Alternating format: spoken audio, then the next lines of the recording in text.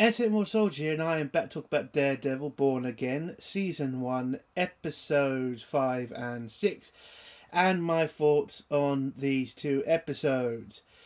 Well, I am actually surprised and at the same time pissed off, because Episode 6 was fan-fucking-tastic in my opinion. Episode 5 was complete utter filler and boring as fuck. But what really pisses me off about the two episodes is it just shows the contrast between what the original writers were going to do to what the new writers are doing. And it pisses me off that we wasted so much fucking time with all these other episodes, 1, 2, 3, 4, and watching episode 6 and just wondering, why the fuck wasn't this the third episode, the second episode, or even the first one? It's annoying because they should have just got rid of everything the original writers had done and just reshot it all.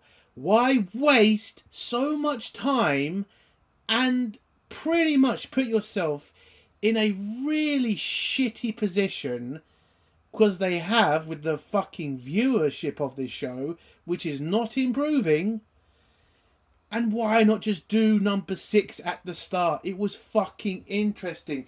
You have Daredevil acting like himself, Fisk acting like himself, an interesting story, a gripping fucking fight with the main bad guy.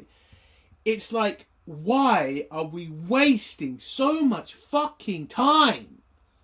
That is what the biggest problem with this show is. There's just wasting time on really boring scenes. And then you get episode 6, and the rumours are right, by the way. They were completely right. Like, episode 6 it starts something new. It starts something interesting.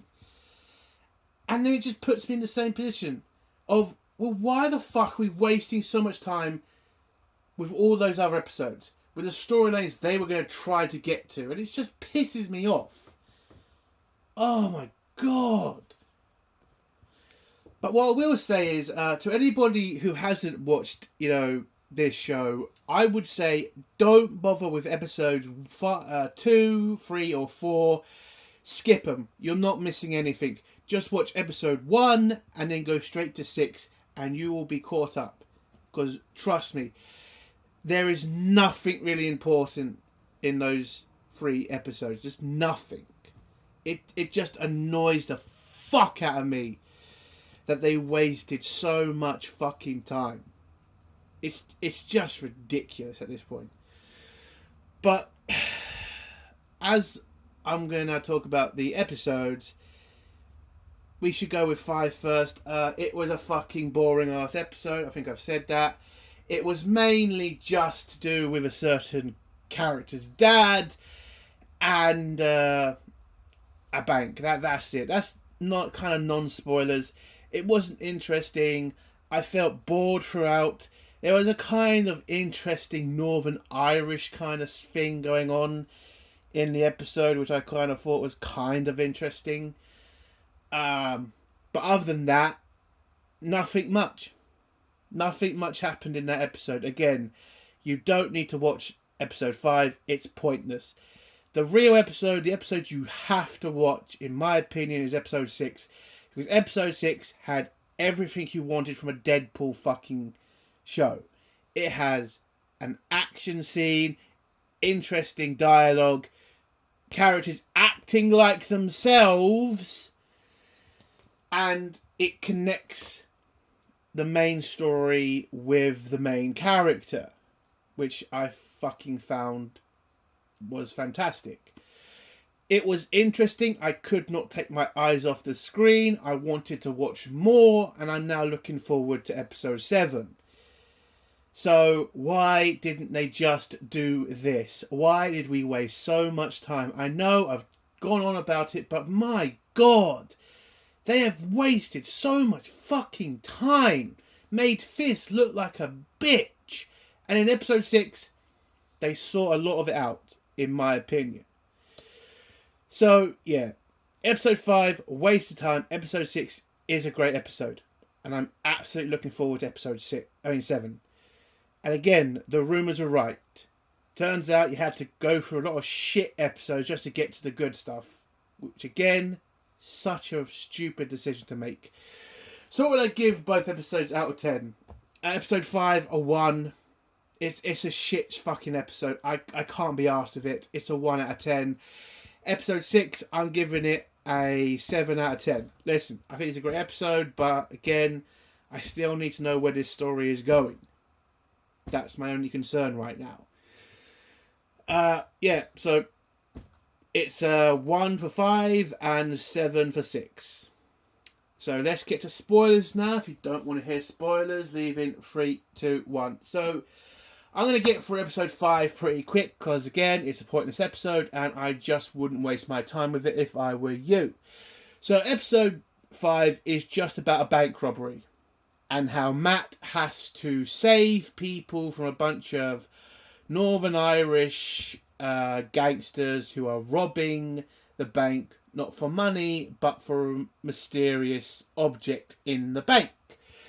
But the episode starts off with Matt in the bank asking for a loan, and the person he's asking is an important character's dad. Or what Marvel would call an important character. I wouldn't say the fans would. It's Kamala Khan's dad. Mr. Khan. I didn't catch his first name. Yeah, so Mark's gone into his bank. It turns out Kamala Khan's dad is like the deputy manager. And we get so much exposition about, Kamala Khan, how proud he is of her, how she's done so much, bloody fucking blah. I get it. Old writers, you really wanted to show the fans that you really did watch Kamala Khan's Miss Marvel show. I didn't. I don't give a shit. Could we get on with a fucking episode? Throughout this episode, we keep hearing about Kamala fucking Khan. I don't care. Okay? I want to get on with the episode. But my God, it's just a waste of fucking time. Because the majority of people who are watching this fucking show probably haven't watched Miss Marvel and couldn't give a shit. But anyway, so Mark asks for a loan. Mr. Khan says no, and he leaves the bank. Then when he leaves the bank, and a couple of minutes after, a bunch of guys break in and stick up the place and say this is a robbery and we need to get into the vault. And they demand to speak to the manager, but it turns out the manager has gone away. So they're pretty much in a shit position. Mark, being about a mile away, can hear the commotion, tells his assistant to call the police, and he runs back into the bank and, gives himself up. Pretends that he didn't know the bank was being robbed. And the Irish guy, Northern Irish guy, pretty much grabs him and tells his guys to lock the door to make sure nobody else turns up. Police get there and a Northern Irish guy starts to have fun with the police, finds out it's a woman he's talking to. Oh, I should also mention it is St. Patrick's Day, and so the whole city celebrating St. Patrick's Day. We didn't celebrate it in the UK for some reason. That was weird. And it's just another day. I don't know. Anyway. So they're celebrating St. Patrick's Day, and so the police kind of a bit confused why you do a robbery at this time of year because of all the street blockages and all that, but the guy doesn't really give a shit, so he tells the police you got an hour to get him a couple of vehicles and a straight path to somewhere safe, and the negotiator woman kind of tells him that's impossible, it'll take longer than that. And then the Northern Irish guy just starts playing with the cop and just says, listen, I know you're working off a manual, I know what you're going to do. I know what you're going to say. So how about we just cut the shit and you just do as you're told, or I'm going to shoot somebody, or I'm going to shoot one of my hostages. So she capitulates and says, yeah, fine, we'll get you the vehicles. And then we have Mark listening to the gangsters talking with each other. And the Irish guy then wants to throw off the police, or at least make the police feel like they're in control. So he gives up a couple of hostages so the police will back off. And he picks Mark to be one of the people to be released because he's a blind guy. And what I did kind of find funny in this scene was Mark did try to use the fact that he's blind to kind of guilt the Irish guy into not freeing him. Like, don't release me because of my disability, you fucking ableist. I kind of laughed at that. But the Irish guy doesn't really give a shit because he finds out he's a lawyer and he wants rid of him. Oh, I should also mention one of the other hostages that the Irish guy was going to release wants to be released with her husband, and the husband's just telling her to go, but she won't leave without him. And that's another reason why Mark is also trying to stay, to make sure the wife and the husband leave together. He starts to piss off the Irish guy to a point where it looks like he's about to shoot him, but then he makes a joke, and that settles down the Irish guy. So he releases the wife and the husband. They get to go, and he just tells Mark to sit down. And then the Irish guy finds out that Kamala Khan's dad is the deputy manager, and tells him to go down to the vault and open the door. But this kind of isn't how this bank works. Only the bank manager has that code, not him. But Mark kind of signals to him to just do as he's told. So he heads down there and tries to bluff it out with the other Irish robber to hopefully wait till something or someone rescues them. Mark then asks to go to the toilet. He then gets taken away to have a piss, and then ends up fighting one of the Irish robbers and takes him out and goes to rescue Kamala Khan's dad. And then at this point, Kamala Khan's dad pretty much tells Mark about the fact that he still does not have the code. And then Mark, because he has special abilities, or his hearing is, that fantastic, he can unlock the bank vault just by listening to the gears inside. And yeah, he then ends up opening the vault. We then go back to the Northern Irish guy, where he starts talking to the police negotiator again, and the police negotiator knows that he's Irish and tries to kind of play him on, the fact that he's robbing a bank on St. Paddy's Day, trying to kind of get through to him on that. Unfortunately for her, and the fact she doesn't know Irish politics, she doesn't realise this is a Northern Irish person who is a Protestant. And Protestants do not celebrate St. Patrick's Day. They tend to be very hostile to St. Patrick's Day. Basically, what the guy says in the episode is, it's just like Jews during Christmas. Just another day to them. Now, I'm not going to get into the whole politics of Northern Ireland. My granddad was Catholic during those times. He told me a shitload about it and all that. Protestants, all that crap. It was a very dark time, but it was kind of funny to see this actually pop up in a fucking American show, You don't really see the whole, difference between Northern Irish and Southern Irish. So I thought that was interesting. I will give the episode that. I thought that part was interesting. Anyway, so Mark now figures out what what these guys are after, which is some sort of magical diamond or something, and then pockets it, and then he's going to try to make a deal with the Irish robbers. The Irish robber tells the cops to get ready to get the vehicles filled up with their hostages so they can bug out of there. But then Mark turns up, tells them that he has the diamond, and he wants him to release all the hostages, and then he will hand over the diamond to the Irish guy. So the Irish guy kind of a bit shocked at this, but then just says, fuck it, fine. But then the police storm the building. You know, SWAT team moves in with shields.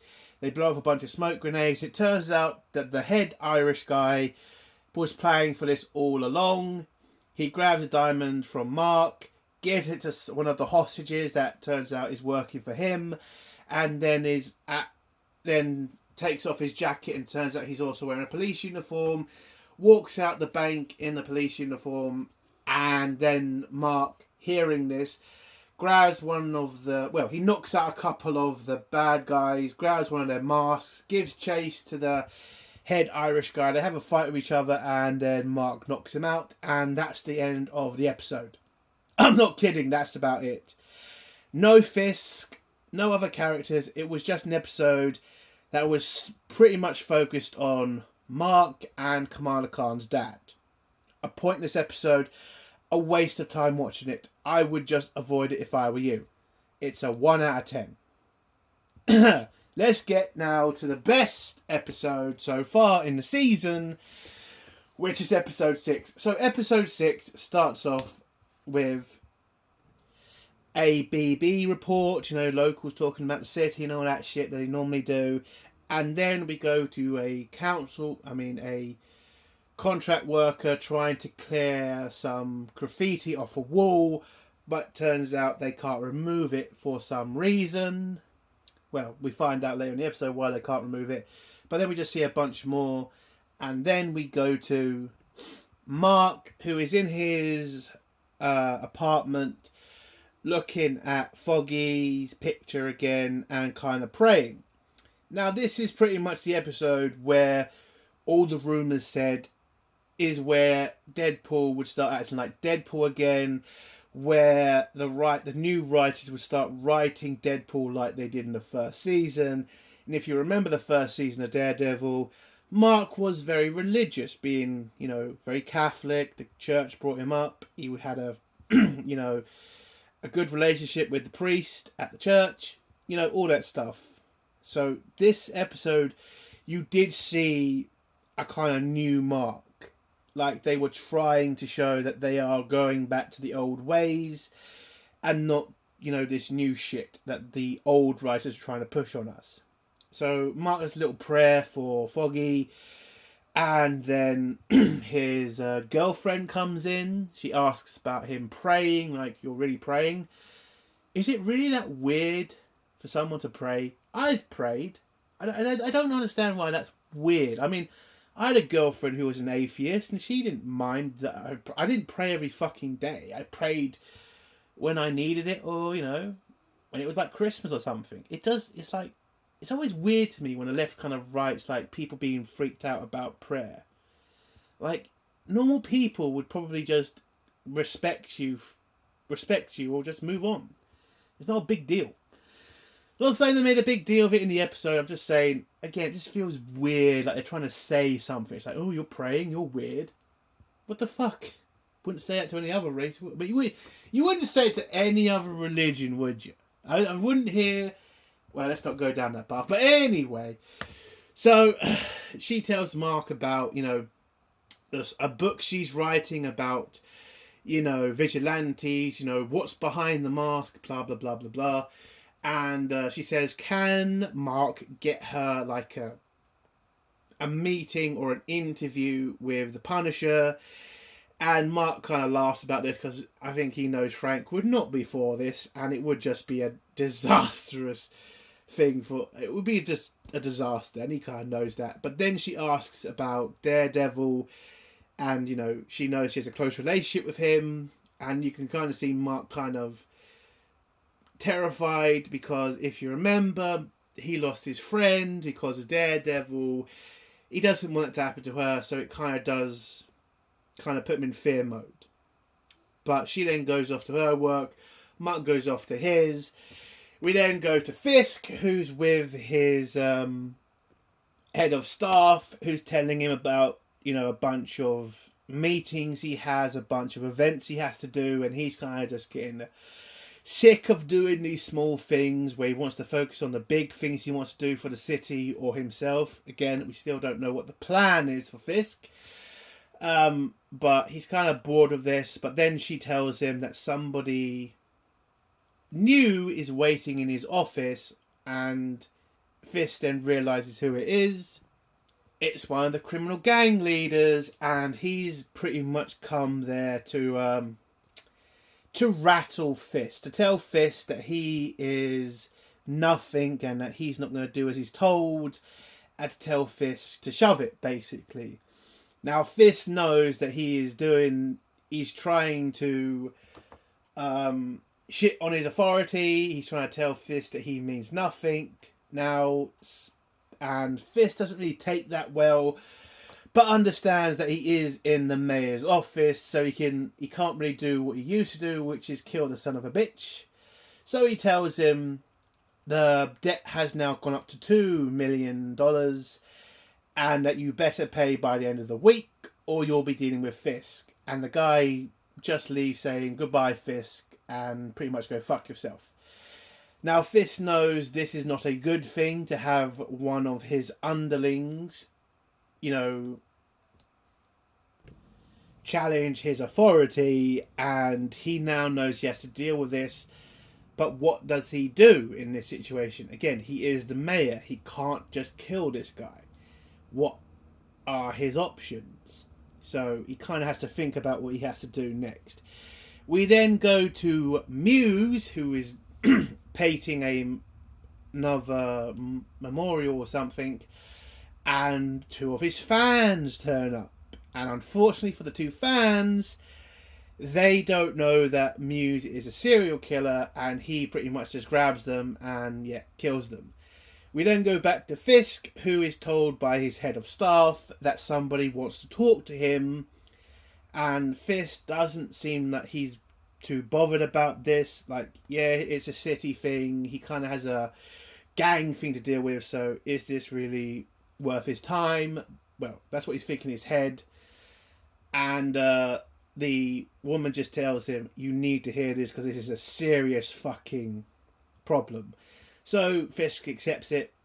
Guy comes in. Turns out it's the guy from the start of the episode who was clearing the graffiti. And it turns out, after he was trying to do a long speech about how this paint is different and how he had to use certain chemicals to get rid of it, and Fisk looking at his head of staff saying, "Could we get the fuck on with this?"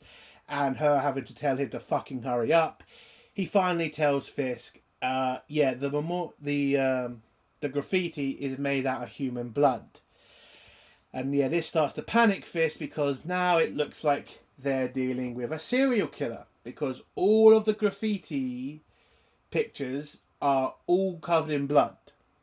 So where is this guy getting human blood from? Because they also check if it's human blood. And Fisk calls in the head of police, and they all have a discussion about what to do about this, because, they've got a serial killer in New York. Do they warn the public, or do they stay silent about this? Whilst they're all arguing, Fisk just has a moment and he just starts laughing, because I don't really know why, but he just starts laughing, and then tells the commissioner, we're going to keep stum about this, because if we tell the people, they will panic, and also the serial killer might then just stay dormant for a little bit. So we'll let a secret investigation happen so that they can find the serial killer, but no mention of this to the public. The chief of police acts a bit pissed off about this, but then Fisk says a fantastic line to the head of the commissioner. He's not going to take any advice from an idiot who let somebody in waste management figure out they had a serial killer when the police didn't. So I kind of thought that was a hell of a line to slap down the commissioner with. Again, because he's right. How is it that a guy cleaning graffiti figures out there's a fucking serial killer in New York where the police don't? Which, it was pretty fucking funny. Anyway, we go back to Mark, who is dealing with his, lawyer firm. apparently he got some big deal or something, and then it turns out White Tiger's niece comes in to talk to Mark and tell Mark something that the White Tiger told her, which is about the serial killer Muse. He said that something dangerous is happening on the streets of New York. The police don't know about it, and that somebody needs to stop this evil stuff that's happening. And she thinks that's one of the reasons, or one of the other reasons, that he might be dead. But Mark knows he can't really deal with this. He's not a policeman, he's a lawyer. And then the niece kind of gets angry with him and just tells him, I came here for help, but you decided to pretty much tell me to go fuck myself, so fuck you. And she just leaves, which makes Mark feel guilty because he does want to help, but he knows the only real way for him to help is to become Daredevil again, and he still is trying to resist that. Then we go back to Fisk, who is getting ready for a council dinner or something with all the donors and all the rich people, basically, where he's trying to get them to support his new plan for the docks. And his wife comes in and tells him, this is not the same kind of people like the mob. These people think you're scum, and they know that they hold all the power. They can also make you a lame duck mayor, so they are not going to be kissing your ass. They're going to be expecting you to kiss their ass, and that's it. And Fisk goes to the party, tries to talk to these, rich bastards, and he just gets so much pushback from them. They insult him, they call him a criminal, basically, and say they won't fund anything he's involved with because they believe what he is doing is probably illegal, and they don't really feel like they're going to be dealing with him for long because he's only going to be there for a couple of years, and then he's going to be gone. Does this sound like anybody you know, people? Does this sound like any politician you know? Oh, God. It was just, again, you can see the comparisons. You can see the dots connecting with Fisk and a certain president.